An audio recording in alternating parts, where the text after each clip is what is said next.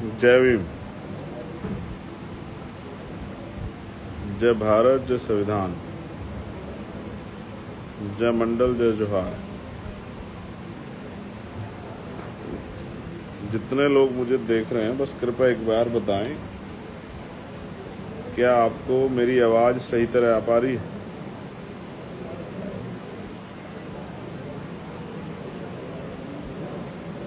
तो आप में से कोई अगर बता देगा कि क्या मेरी आवाज़ आपको प्रॉपर आ रही है, तो फिर मेरे लिए आसान है आप लोगों से बात करना।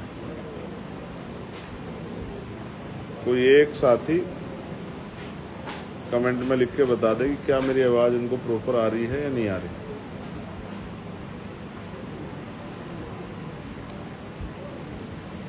धन्यवाद प्यारे साथियों। आज हम लोग नगीना लोकसभा के गांव रामसावाली में हैं और दिन में आपने देखा कि एक आंदोलन जो गुलदार के हमले के खिलाफ बिजनौर जिला मुख्यालय पर हुआ,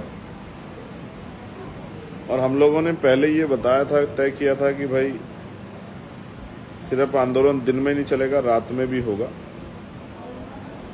पूरे दिन हम लोग आंदोलन में वहां रहे। और अब जो है, जिस गांव में गुलदार द्वारा हत्या की गई थी, एक 9 साल के बच्चे की, उसी गांव में आज हमारा डेरा ये पड़ा हुआ है। हम और हमारी टीम आज उसी गांव में है। शर्त ये थी कि क्या तो अधिकारी कर्मचारी ठोस कार्रवाई करें और लोगों को ये जो नुकसान उनके जान माल पे बन रहा है, इससे निजात दिलाएं। अदरवाइज हम लोगों की जान भी उतनी ही कीमती है जितनी आम लोगों की। तो हम लोग अपना रिस्क लेके उसी गांव में, जहां गुलदार का हमला लगातार जारी है और जहां लगातार गुलदार को देखा जा रहा है, हम लोग उसी क्षेत्र में जो है रुकेंगे, पहुंचने का काम करेंगे और लोगों की आवाज़ उठाने का काम करेंगे। सम्मानित साथियों, ये एक बहुत महत्वपूर्ण विषय है और ये नॉन पॉलिटिकल विषय है। पिछले लंबे समय से 2023 में भी आंदोलन मैंने किया था, उसके बाद प्रशासन ने इस पर सख्ती दिखाते हुए कार्रवाई की थी और कई लोगों की जान बचाने में हम लोग कामयाब हुए थे। लेकिन पिछले 15 दिन में 3 से 4 लोगों की जान फिर गई, जिनमें 2 छोटे बच्चे हैं। गुलदार उनके लिए सबसे जो आसान, जो शिकार है, वो उससे कमजोर जो व्यक्ति होगा वो होगा। उसमें बड़े पैमाने पे महिलाएं और छोटे बच्चे उसके शिकार बनते हैं। जिला बिजनौर में पिछले 2-3 सालों के अंदर लगभग 100 से ज़्यादा लोग घायल हुए गंभीर रूप से और 35 से ज़्यादा लोगों की जान गई। लोग की संख्या बढ़ती रही, 1, 2, 4, 10, 15, 20, 25, 30, 35, लेकिन सरकार और प्रशासन ने सुध नहीं ली। उन्होंने इस बात पर बिल्कुल ध्यान नहीं दिया। इसलिए कई बार मैंने प्रयास किया। मैं केंद्रीय वन एवं पर्यावरण मंत्री जो हैं उनसे मिला। उन्होंने मुझसे कहा कि मैं आपके क्षेत्र का दौरा करूंगा। मैंने पार्लियामेंट में इस विषय को उठाया, पत्राचार किए, तमाम चीज़ें हुई और सारी चीज़ें कागजों पे रही। ज़मीन पे बहुत कुछ नहीं मिला, तो इसलिए ज़मीन पे उतरना पड़ा कि ये मुद्दा प्रदेश स्तरीय और राष्ट्रीय मुद्दा बने और इस पे काम हो और लोगों की समस्या का समाधान हो। आज मैं जिस गांव में आया, यहाँ लोग डर के साए में हैं, तकलीफ में हैं। माँओं बहनों से मिला, उन्होंने कहा कि किसी तरह से इसको पकड़वाइए जो हमारी जान की रक्षा हो सके। लोग खेतों में नहीं जा रहे हैं, लोग और तमाम तरह के जो अपने कार्य हैं उनसे डरे हुए हैं, सहमे हुए हैं, क्योंकि गांव में आके वो एक उस बच्चे को उठा ले गया। ये आदमखोर जानवर इंसानों से कीमती नहीं हो सकता, इसलिए इस आदमखोर जानवर को रोकना और लोगों की जीवन रक्षा करना बहुत जरूरी है।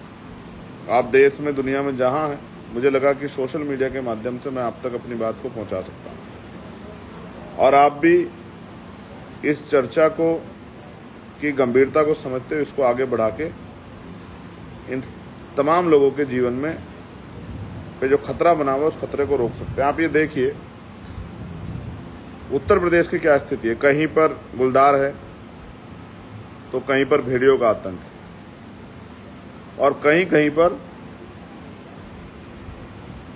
चोरों का, कच्चे बनियान वालों का, सरिये वालों का आतंक है।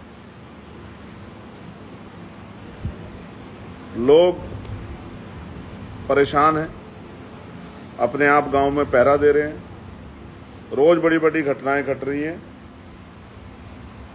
और सरकार कहती है कानून व्यवस्था बहुत अच्छी है।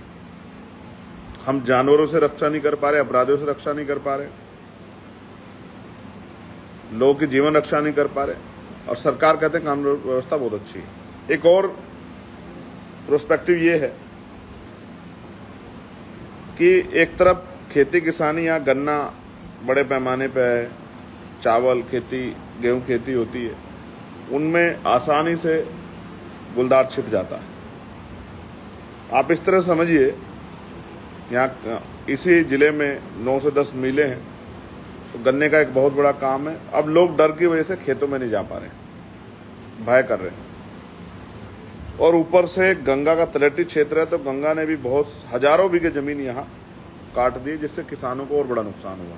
छोटी छोटी नदियां हैं, खोए हैं, उनसे भी जान माल का नुकसान हुआ है, फसलें कटी हैं, तो ना कोई मुआवजा है और जो फसल कटी है वो गुलदारों के डर में खराब हो रही है।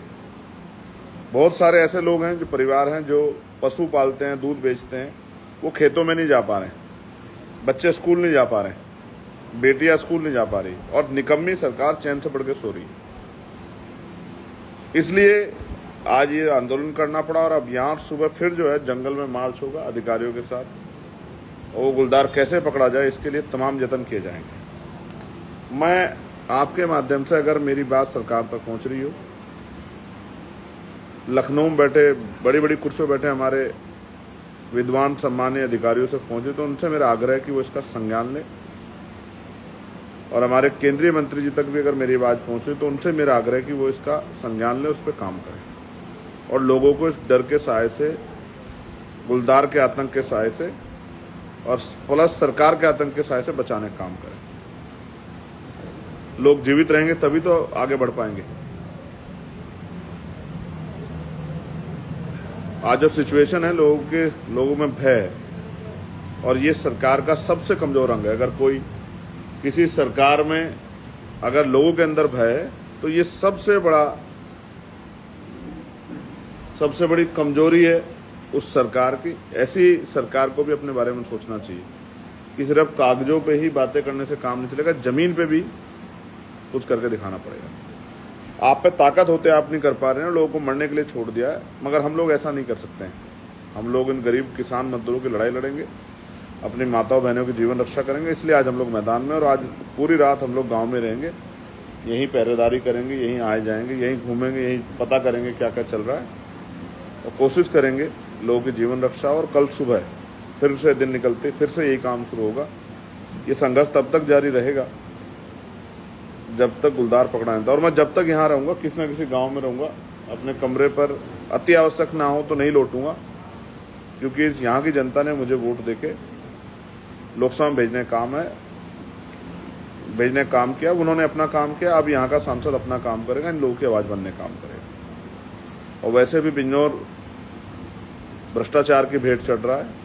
अभी तटबंधों के लिए आए पैसे 65 करोड़ रुपए का घपला इसी सरकार के लोगों ने किया, जिसका भी हिसाब जो है सरकार करना पड़ेगा। आपने मुझे सुना, मैं आपका आभार प्रकट करता हूँ और मैं चाहता हूँ आपके माध्यम से ये बात सरकारों तक जाए, बड़े नेताओं तक, सरकार के नेताओं तक, अधिकारियों तक जाए कि वो लोगों के जीवन की वैल्यू समझे। अमीर कोई मरता है तो कानून बनते हैं, गरीब कोई मरता है तो मजाक उड़ती है। ये बंद होना चाहिए देश में। गरीब का जीवन भी उतना ही मायने रखता है, उनकी माँ को भी उतना ही दर्द हुआ होगा जब उन्होंने उन बच्चों को पाला होगा, जब 9 महीने पेट में रखा होगा। वो भी अपने बच्चे से, चाहे वो अमीर हो या गरीब, हर माँ अपने बच्चे से प्यार करते हैं। उनके दर्द को और पिता के दर्द को समझना हमारी जिम्मेदारी है। हम अपने गरीब बच्चों से, किसान मजदूरों के बच्चों से खिलवाड़ बर्दाश्त नहीं करेंगे, किसानों का, मजदूरों का शोषण बर्दाश्त नहीं करेंगे। इसलिए हमारा आंदोलन जारी रहेगा। जय भीम, जय भारत, जय संविधान, जय मंडल, जय जोहार, जय जवान, जय किसान। आप सभी के लिए मंगल कामनाएं।